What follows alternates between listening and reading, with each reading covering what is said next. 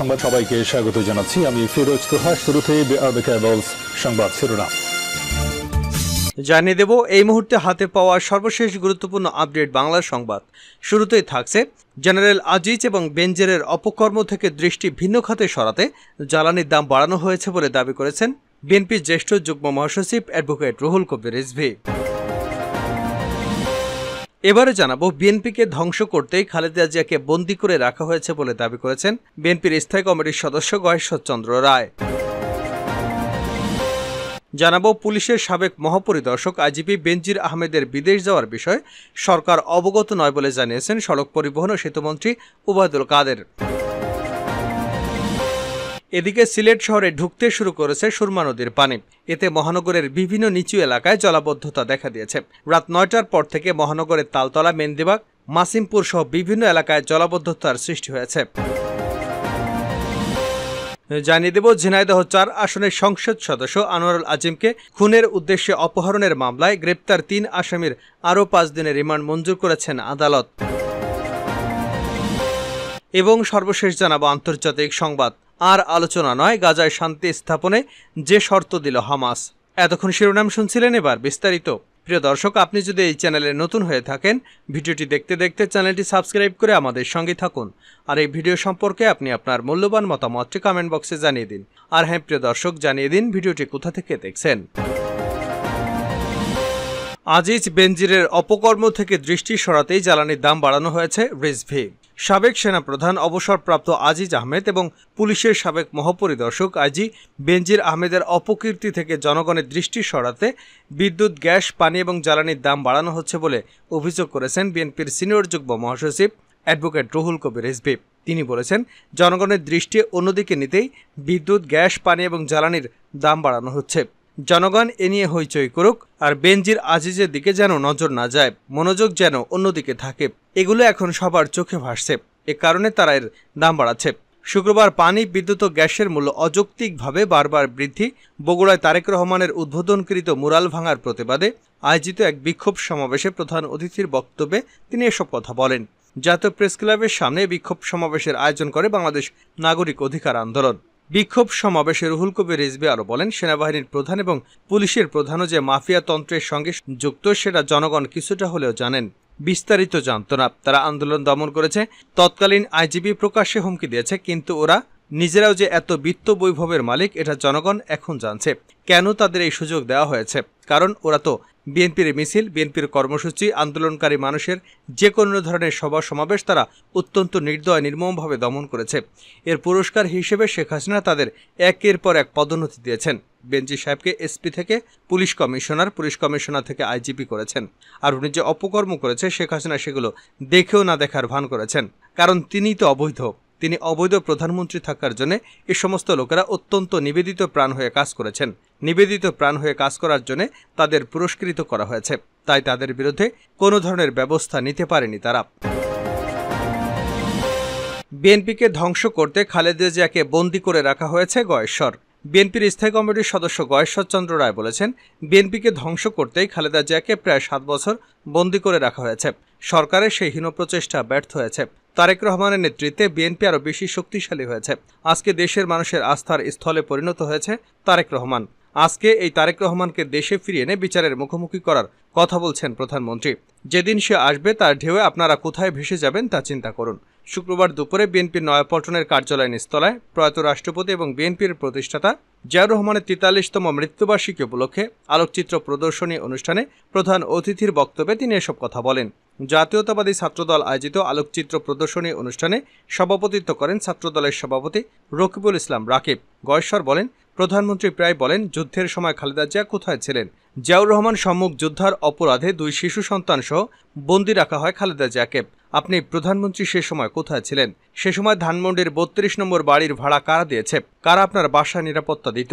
আপনি যুদ্ধের সময় যখন মেডিকেল চেক আপ করাতেন তখন সেই গাড়িগুলো চালকও ছিল পাকিস্তানি আর্মি। আপনি পাকিস্তানিদের টাকায় খাবার খেয়েছেন। যাদের কোনো অবদান নেই তারা এগুলো বলতে পারে। স্বাধীনতা যুদ্ধ থেকে শুরু করে বহুদলীয় গণতন্ত্র সবই জিয়া পরিবারের অবদান। প্রধানমন্ত্রীকে উদ্দেশ্য করে তিনি বলেন, আজকে বিদেশি রেমিটেন্স ও গার্মেন্টসের উপর ভর করে রাষ্ট্র চালাচ্ছেন। এগুলো জিয়াউর রহমানের অবদান। জিয়া শুধু বীরোত্তম নন, উত্তমের উত্তম জিয়াউর রহমানের সততা নিয়ে কারো কথা বলার সুযোগ নেই। তিনি বলেন, বন্যেরা বনে সুন্দর আর ছাত্ররা শিক্ষাঙ্গনে। ছাত্ররা শিক্ষাঙ্গনে যেতে পারবে না, ক্লাস করতে গিয়ে বিশ্ববিদ্যালয়ে রক্তাক্ত হয়ে ফিরে আসতে হয়, প্রতিদিন আদালতের বারিন্দায় হাজিরা দিতে যেতে হয়। আগ্রাসী শক্তি ছাত্র যুবকদের কণ্ঠস্বর রোধ করেছে। 17 বছরে অনেক মেধাবী ছাত্রের জীবন ধ্বংস করা হয়েছে। যুবকরা নিজ নিজ স্থান থেকে বিতাড়িত হয়ে রাজপথে ঘুরছে। আজকে ছাত্রদের যুদ্ধ করে প্রতিষ্ঠানে টিকে থাকতে হচ্ছে। এটি একটি অভিশপ্ত জীবন।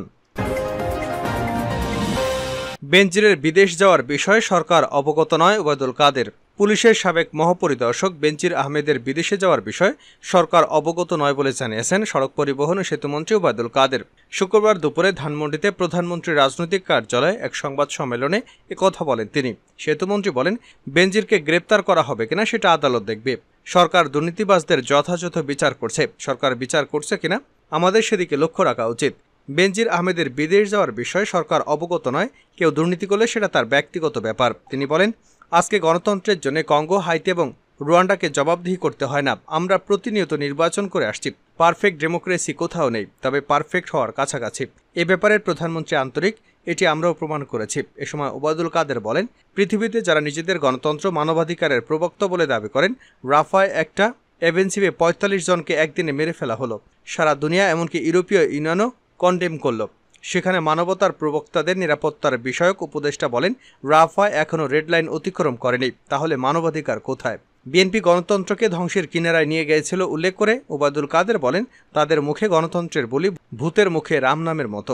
তারা দুর্নীতি লুটপাটের শিরোমণি। এ নিয়ে তালিকা বানালে তাদের নেতাদের নামই আগে আসবে। তিনি বলেন, সরকার দুর্নীতির বিরুদ্ধে সবসময় সোচ্চার। প্রধানমন্ত্রীর কাছে সব খবর আছে। প্রধানমন্ত্রীর অফিসের কিছু লোককে শাস্তি দিয়েছেন। খালেদা জিয়ার আমলে তারা কি কাউকে শাস্তি দিয়েছিল? তখন প্রধানমন্ত্রীর অফিস ছিল দুর্নীতির আঁকড়া। সিলেট শহরে ঢুকতে শুরু করেছে বন্যার পানি। সিলেট শহরে ঢুকতে শুরু করেছে সুরমা নদীর পানি। এতে মহানগরের বিভিন্ন নিচু এলাকায় জলাবদ্ধতা দেখা দিয়েছে।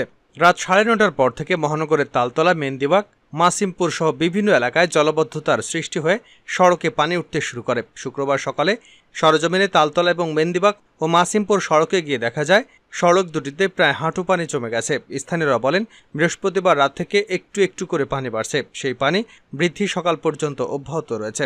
এদিকে নগরের তালতলাস্থ সিলেটের fire service and civil defence কার্যালয়েও পানি প্রবেশ করেছে রাতে। পরে ফায়ার সার্ভিস কর্মীরা তাদের প্রয়োজনীয় জিনিসপত্র অন্যত্র সরিয়ে নেয়। সিলেট সিটি কর্পোরেশনের প্রধান নির্বাহী কর্মকর্তা মোহাম্মদ ইফতেখার আহমেদ চৌধুরী বলেন, সুরমা নদীতে পানি বেড়েছে, ফলে নগরের কাজীর বাজার সহ যেসব ড্রেন সুরমায় পড়েছে সেসব ড্রেন দিয়ে পানি নিষ্কাশনের বদলে উল্টো পানি ঢুকতে শুরু করেছে। এজন্য কিছু এলাকায় জলাবদ্ধতার সৃষ্টি হয়েছে। এর আগে সিলেটে বন্যা পরিস্থিতি দেখা দেওয়ায় জরুরি সভা ডেকেছে সিলেট সিটি কর্পোরেশন। বৃহস্পতিবার বিকেল 4:30টায় নগর ভবনের সভাকক্ষে এই জরুরি সভা অনুষ্ঠিত হয়। সভায় মহানগরের কয়েকটি ওয়ার্ডকে ঝুঁকিপূর্ণ হিসেবে চিহ্নিত করা হয় এবং এসব ওয়ার্ডের কাউন্সিলরদের মাধ্যমে আশ্রয় কেন্দ্র প্রস্তুতের পদক্ষেপ গ্রহণ করা হয়। শেষ করছে আন্তর্জাতিক সংবাদ দিয়ে। আর আলোচনা নয়, গাজায় শান্তি স্থাপনে যে শর্ত দিল হামাস। ফিলিস্তিনের গাজা উপত্যকায় নিয়ন্ত্রণকারী রাজনৈতিক গোষ্ঠী হামাস জানিয়েছে, গাজায় যুদ্ধবিরতি সংক্রান্ত আর কোনো আলোচনায় অংশ নিতে রাজি নয় তারা। তবে ইসরায়েল যদি গাজায় সামরিক অভিযান বন্ধ করে, তাহলে সব জিম্মিকে ছেড়ে দেওয়ার পাশাপাশি স্থায়ী শান্তি চুক্তির জন্য সম্পূর্ণ প্রস্তুত রয়েছে গোষ্ঠীটি। বৃহস্পতিবার একটি বিবৃতি দিয়েছে হামাসের কেন্দ্রীয় নেতৃত্ব। সেখানে এ প্রসঙ্গে বলা হয়েছে, গাজায় আমাদের জনগণ, পরিবার পরিজনদের উপর গণহত্যা চলছে। যারা বেঁচে আছে তারা প্রতিনিয়ত আগ্রাসন, দুর্ভিক্ষ, দখলদারিত্বের শিকার হচ্ছে। হামাস এবং ফিলিস্তিনের অন্যান্য নেতৃস্থানীয় বিভিন্ন গোষ্ঠী মনে করে, এই পরিস্থিতিতে গাজায় যুদ্ধবিরতির আলোচনায় হামাসের অংশগ্রহণ সার্বিক অবস্থার কোনো পরিবর্তন ঘটাতে সক্ষম হবে না। তবে আজ আমরা আমাদের মধ্যস্থতাকারীদের জানিয়ে দিয়েছি যে যদি দখলদার বাহিনী গাজায় আগ্রাসন বন্ধ করে, তাহলে গাজা ইস্যুতে একটি সম্পূর্ণ শান্তি চুক্তির জন্য আমরা প্রস্তুত। এই চুক্তিতে সব জিম্মিকে মুক্তি দেওয়া সংক্রান্ত একটি বিস্তৃত সমঝোতাও অন্তর্ভুক্ত হবে। এক সপ্তাহেরও বেশি সময় আগে থেকে গাজার দক্ষিণাঞ্চলের সীমান্ত শহর রাফায় অভিযান শুরু করেছে ইসরায়েলি বাহিনী। লাখো লাখো বেসামরিক ফিলিস্তিনি শহরটিকে অবস্থান করছেন। গাজার বিভিন্ন এলাকায় গত প্রায় 8 মাস ধরে ইসরায়েলি বাহিনীর চলমান অভিযানের ভয়াবহতা থেকে বাঁচতে রাফায় এসে আশ্রয় নিয়েছেন এই ফিলিস্তিনিরা।